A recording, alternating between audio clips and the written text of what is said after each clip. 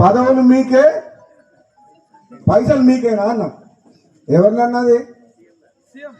ముఖ్యమంత్రి రేవంత్ రెడ్డిని అంటే నాలేదా? నాకేమర్థమైందంటే 20 నెలల నుంచి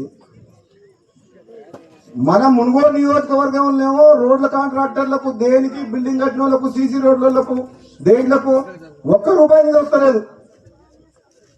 నేను మంత్రి దగ్గర పోయి అడిగినా రాలే, 100 సార్లు తిరిగినా రాలే. కాంట్రాక్టర్లు ఏమో ఒలిగొండ చౌటుపల్లి రోడ్డు చేస్తే ఆయన కాంట్రాక్టర్ టెండరా, అగ్రిమెంటా, ఎన్ని రోజులైంది? మొన్న సంవత్సరం కూడా రాలే. ఒలిగొండ చౌటుపల్లి రోడ్డు పని చేయమంటే బిల్లు ఇప్పి అంటుంది. బిల్లు ఏమో నా చేతులు లేదు.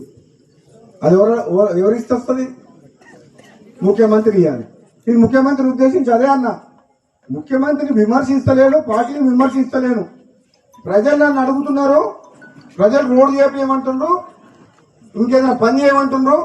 పదవులలో మీరే ఉంటుండే, పైసలు మీరే తీసుకుంటుంటే, మీ నియోజకవర్గం పోతుండే, పదవులు కూడా మీకే ఉండే. కనీసం నాకు పదవి అయినందుకు కనీసం పైసలన్నీ రాదంటున్నాను. అనాలా వద్దా? పదవులు మీకైనా తీసుకోరు. పదవులు మీరు అనుభవించినా పర్వాలేదు, మాత్రం నాకు అన్యాయం చేసినా పర్వాలేదు, కానీ మా మునుగోడు నియోజకవర్గానికి నాకు ఎన్నుకున్న ప్రజలకు అన్యాయం చేయకుండా ఈ మునుగోడు సహకరించమని చెప్పింది. మీరు ఇంతకంటే మంచి ఎమ్మెల్యే ఎక్కడ దొరుకుతుంది? దొరుకుతాడు నాకంటే మంచోడు?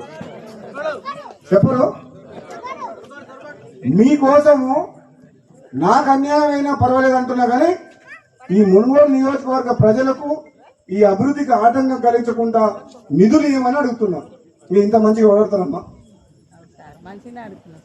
అందుకని అంటున్నా, తప్పకుండా రాబోయే స్థానిక సంస్థల్లో మంచోళ్ళని ఎన్నుకోరి.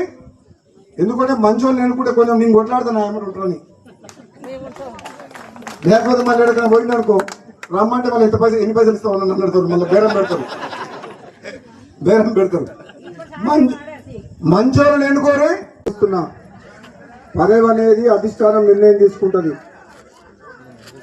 ఆ పదవి అనేది నాకు ఒక బాధ్యత తప్పితే అది వస్తే ప్రజలకు లాభం. అది వచ్చేటప్పుడు వస్తుంది. ఎన్ని రోజులు ఆపలేరు. మన ఆపగలుగుతారా? ఆపితే మనం ఊకుంటామా? నేను ఊకునే మనిషినేనా?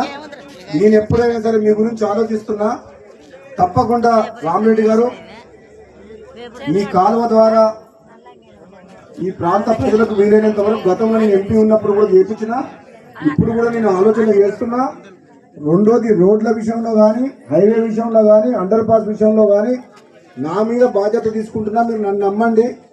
నేను చదువుకున్న వ్యక్తిగా నాకు మొత్తం అవగాహన ఉంది కాబట్టి ఈ ప్రాంతంలో ఉన్న రైతులను కాపాడే బాధ్యత నాది.